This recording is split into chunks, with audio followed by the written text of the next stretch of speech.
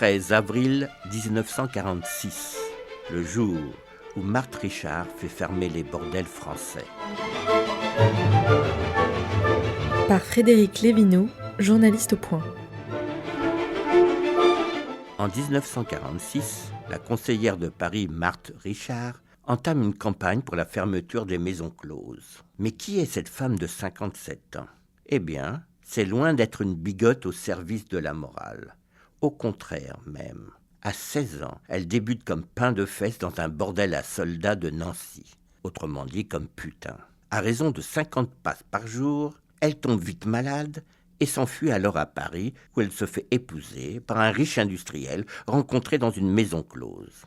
En 1913, elle devient la 6e Française à décrocher son brevet de pilote d'avion. Mythomane, elle s'inventera par la suite un passé d'espionne durant la Première Guerre mondiale et de résistante durant la Seconde. En 1945, elle parvient à se faire élire au Conseil de Paris, bien qu'elle soit devenue anglaise par un second mariage. C'est alors qu'elle entame une croisade anti-prostitution. Son slogan est celui-ci: « Les femmes ne sont pas des esclaves, supprimons les maisons de tolérance ». Sa campagne porte ses fruits, incitant le préfet de la Seine à fermer les bordels parisiens.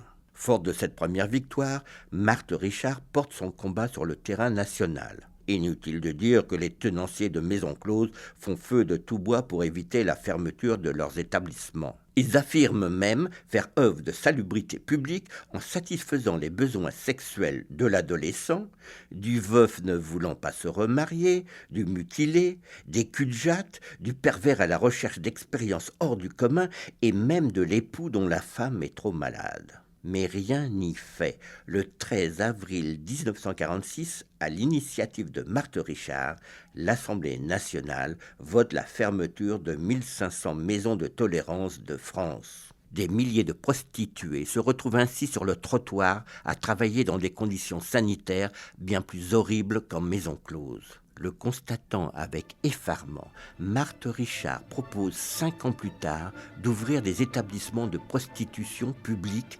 employant des travailleuses sociales. En vain.